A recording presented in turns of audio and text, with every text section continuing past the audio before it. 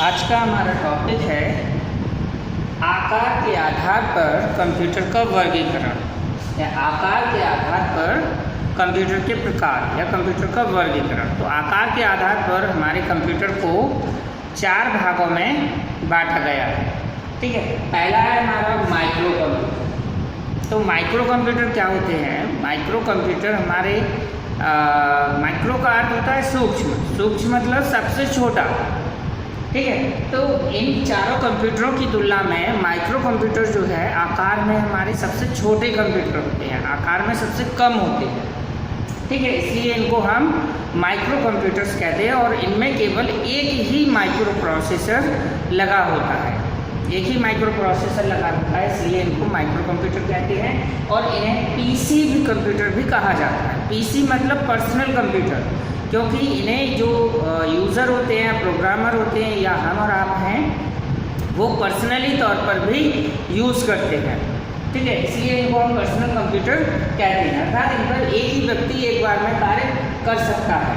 ठीक, in computers की जो गति होती है वो बहुत सीमित होती है।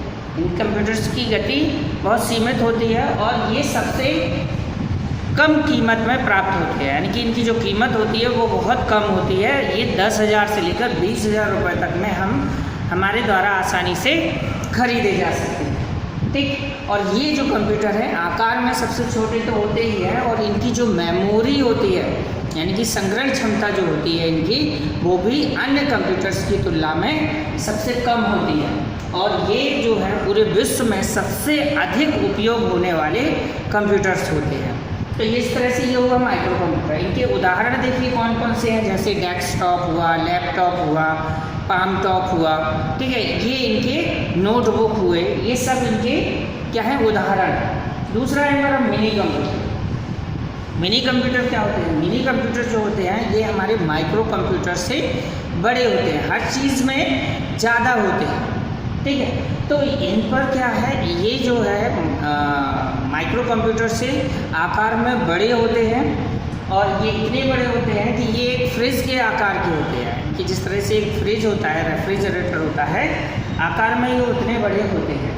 इन कंप्यूटरों पर एक साथ 1 से 10 व्यक्ति एक साथ कार्य कर सकते हैं, इसलिए इन कंप्यूटर्स की जो गति होती है अन्य कंप्यूटर्स की तुलना में बहुत अधिक होती है, यानी कि माइक्रो कंप्यूटर की तुलना में अधिक होती है। और ये उनसे महंगे भी होते हैं, कीमत में महंगे होते हैं। ये लगभग 50,000 से लेकर 1 लाख रुपए तक में खरीदे जा सकते हैं।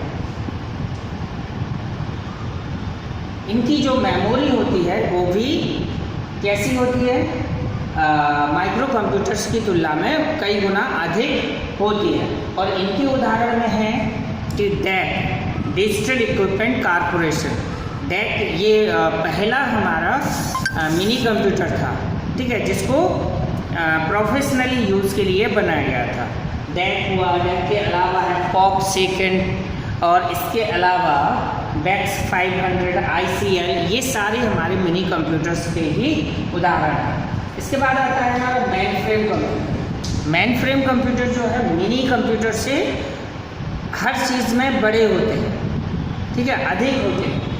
और जो मेन फ्रेम कंप्यूटर है ये मिनी कंप्यूटर से भी आकार में बड़े होते हैं और इन पर एक साथ 10 से लेकर 100 व्यक्ति एक साथ कार्य कर सकते हैं। और इनकी जो गति होती है वो मिनी कंप्यूटर से कई गुना अधिक तीव्र होती है। ठीक है, और इनकी कीमत जो है लाखों रुपयों में होती है, यानी कि ये 10-10, 20-20 लाख रुपए तक के खरीदे जा सकते हैं। इसका मतलब है कि हर आम व्यक्ति इनका उपयोग नहीं करता है, इनका उपयोग जो है बड़ी बड़ी कंपनियां करती हैं, अपने सर्वर्स के रूप में इन कंप्यूटरों का उपयोग करती हैं।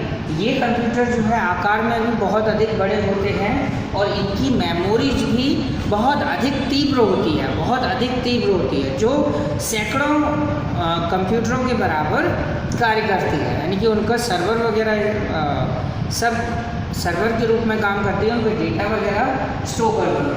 इसमें जो इसके एग्जांपल्स हैं वो है ICL 33, CDC 600, 6600 और इसके अलावा है ICL 3090 एंड 6000, ये सब हमारे मेन फ्रेम कंप्यूटर के ही उदाहरण हैं। इसके बाद आता है हमारा सुपर कंप्यूटर। सुपर कंप्यूटर क्या है? ये सबसे अधिक, सबसे बड़ा और सबसे अच्छा सुपर कंप्यूटर माना जाता है, जिस पर हज़ारों व्यक्ति एक साथ कार्य कर सकते हैं। यानी कि मेन फ्रेम कंप्यूटर से भी आकार में बड़ा और ये बहुत अधिक तीव्र गति से कार्य करने वाला होता है।